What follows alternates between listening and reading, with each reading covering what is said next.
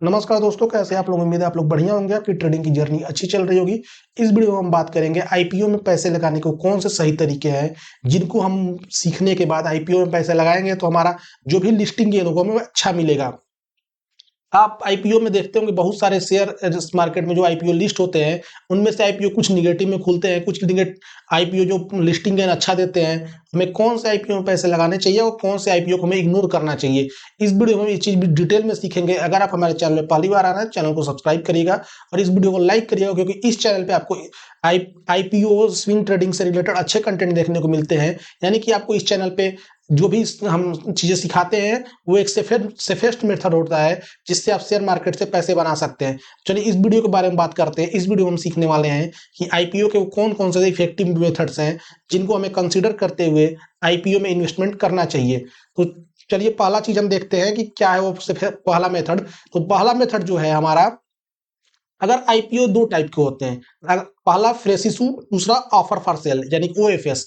अगर IPO fresh issue है तो उसको हमें कंसीडर करना चाहिए, लेकिन अगर आईपीओ अगर पूरा तरह से ओएफएस है तो थोड़ा सा हमारे लिए एक रिस्क फैक्टर होता है, जिसमें हमें इसको थोड़ा सा हमें इस पे रिसर्च करना चाहिए। अगर ओएफएस है, फुल्ली ओएफएस अगर आईपीओ है, तो हमें उस कंपनी के बारे में और रिसर्च करना चाहिए। वो कंपनी का जैसे प्रोडक्ट क्या है, कंपनी का सेल्स क्या है, इन सब चीजों को आगे अभी हम डिस्कस करते हैं इस चीज पे। लेकिन हमें जो पहला पॉइंट देखना होता है वो ये देखना होता है कि आईपीओ फ्रेश इशू है या फिर ओएफएस है। अगर ओएफएस भी है तो ओएफएस हमें फुल्ली ओएफएस नहीं होना चाहिए। एट अप्रॉक्स आप मान लो कि 30% ओएफएस हो तो चलेगा। दूसरा हमें पॉइंट कंसिडर करना चाहिए कि अगर हम सिर्फ कंपनी, अगर बहुत, जैसे मान लो टाटा मोटर्स का आईपीओ आता है, तो अगर टाटा मोटर्स का आईपीओ आ रहा है, सिर्फ अगर टाटा के नाम पे आप ट्रस्ट करके उस आईपीओ में इन्वेस्ट मत कर दो। आपको और बाकी फैक्टर्स भी देखने होते हैं। अगर कोई कंपनी है जो बहुत नामी कंपनी है, जैसे अभी फिलहाल हुंडई मोटर्स का आईपीओ आया था, सिर्फ आप किसी कंपनी का नाम को देख के उसमें आईपीओ में इन्वेस्ट मत कर दो। आप उसके बाद आपको थर्ड पॉइंट जो देखना होता है कि आईपीओ का साइज क्या है। बहुत सारे आईपीओ आते हैं जो बहुत ज्यादा अमाउंट में मार्केट से पैसे उठाते हैं, यानी कि बहुत ज्यादा अमाउंट में पैसे उठाएगी कंपनी तो भी थोड़ा सा इस पर दिक्कत होता है। आप देखो आईपीओ का साइज अगर छोटा है तो ज्यादा बेटर होता है। इसके बाद आपको देखना होता है, फोर्थ जो आपको चीज देखना होता है वो देखना होता है मार्केट कंडीशन। अगर मान लो मार्केट इस समय ट्रेंडिंग है, ठीक है, तो अगर इस टाइम अगर ट्रेंडिंग मार्केट में आईपीओ आता है तो वो आपको अच्छा लिस्टिंग गेन दे सकता है। लेकिन अगर मार्केट डाउन है, उस समय कोई आईपीओ आता है जिसमें आप इन्वेस्ट करते हो, तो आपको लिस्टिंग गेन कम मिल सकता है या फिर आपको मार्केट वो आईपीओ निगेटिव भी जा सकता है। इसके बाद हमें जो पांचवी चीज देखनी होती है, कंपनी की प्रॉफिट मार्जिन क्या है।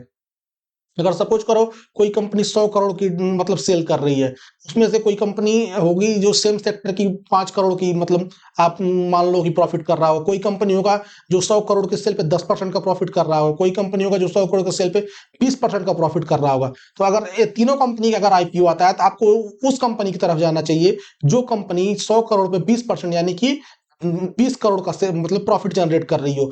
जितना ज्यादा प्रॉफिट मार्जिन होगा कंपनी का, उतना ज्यादा आप उसमें इन्वेस्ट करोगे तो आपके लिए बेनिफिट होगा।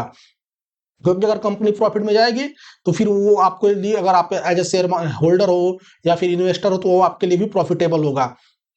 इसके बाद हमें देखना चाहिए कि किसी भी आईपीओ में इन्वेस्ट करने से पहले डेप्ट टू इक्विटी रेशियो क्या है कंपनी का।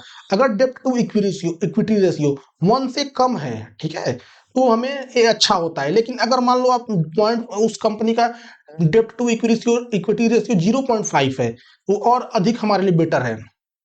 इसका जो हम अगला चीज देखना होता है वो हमें देखना होता है कि कंपनी जो हम आईपीओ में सब्सक्राइब मतलब आईपीओ में हम पैसे लगाने जा रहे हैं या फिर आईपीओ में हम जो भी पैसे अपना इन्वेस्ट करने का सोच रहे हैं, ठीक है, वो आईपीओ मान लो आज आईपीओ ओपन होता है अप्लाई करने के लिए, तो अगर आप फर्स्ट डे अप्लाई करते हो तो आपको ये नहीं पता चलेगा कि आईपीओ में कितने लोग आज मतलब अप्लाई करने वाले हैं या फिर जो भी है।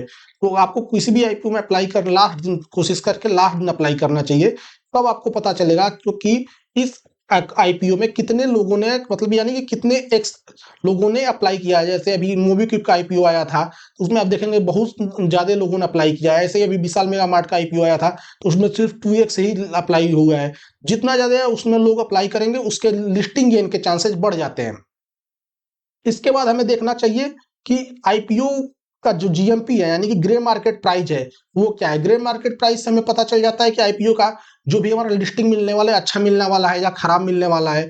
या फिर हमें एक लास्ट पॉइंट में कंसीडर करना चाहिए, आईपीओ हमें तब अप्लाई करना चाहिए। तो मैंने जैसे बोला कि अगर आप देखना चाहते हो कि आईपीओ में कितने लोग इंटरेस्ट है, यानी कितने लोग उस आईपीओ में इंटरेस्ट ले रहे हैं, ये सबसे ज्यादा मैटर करता है। अगर आईपीओ में ज्यादा लोग इंटरेस्ट ले रहे हैं तो आईपीओ का लिस्टिंग गेन अच्छा मिलने वाला है। तो ये आपको कैसे पता चलेगा? ये लास्ट दिन आपको पता चलेगा कि मतलब लास्ट जो हावर होते हैं मार्केट के, अगर मान लो तीसरे दिन आईपीओ का लास्ट आज दिन है अप्लाई करने का, तो आप तीसरे दिन 2-3 घंटे पहले अप्लाई कर लो। वो आपको अच्छा खासा, अगर आपको लिस्ट उस आईपीओ में दिखा रहा है सब्सक्रिप्शन, तब आपको अप्लाई करना चाहिए। अब आपके बहुत सारे लोग ये मिथ होता है कि हम आईपीओ पहले दिन अप्लाई करेंगे तो हमें आईपीओ मिल जाएगा। ऐसा कुछ नहीं होता है। अगर आप आईपीओ में अप्लाई लास्ट दिन भी करते हो तो आपको आईपीओ मिलता है, क्योंकि इसमें जो भी सिलेक्शन होता है वो रैंडम होता है आईपीओ का सिलेक्शन। लेकिन हाँ, जैसे आप मान लो कि एक पैन कार्ड से आप कभी भी एक ही अप्लाई, मतलब एक डीमेट अकाउंट, मान लो आपका एक पैन कार्ड है और एक पैन कार्ड से आपने 5 डीमेट अकाउंट खोल रखा है अपना, तो आप पांचों डीमेट अकाउंट से अगर आईपीओ मतलब आप करोगे अप्लाई, तो आपको उसमें कोई बेनिफिट नहीं मिलने वाला। आपको पांचों में आपको अलॉटमेंट नहीं मिलेगा। लेकिन अगर वहीं आप मान लो आपके में फैमिली में 4 मेंबर हैं, तो चारों मेंबर के अकाउंट से एक एक लॉट के लिए अप्लाई करो या दो दो लॉट, जैसे भी अप्लाई करना चाहो आप, तो एक डीमेट अकाउंट और एक पैन कार्ड से एक ही आईपीओ अप्लाई करना चाहिए। आप सोचो कि हम एक अपने ही पैन कार्ड से 5 अकाउंट से 5 बार आईपीओ अप्लाई कर दे तो हमें मिल जाता है ऐसा। आपको पांचों बार फेल ही मिलेगा। लेकिन अगर आप अलग अलग मेंबर के पैन कार्ड से यानी कि डीमेट से अप्लाई करोगे तो आपके यहाँ पे चांसेस बढ़ जाते हैं आईपीओ मिलने के। तो आपको जितने भी हमने मेथड बताए 5-6 मेथड, अगर ये मेथड आप फॉलो करते हो तो आपको अच्छे खासे आईपीओ सिलेक्शन का आपको चांस हो जाएगा। इन पांचों सातों पॉइंट्स को फॉलो करने के बाद आपको आईपीओ में अच्छे खासे लिस्टिंग गेन देखने को मिलेंगे।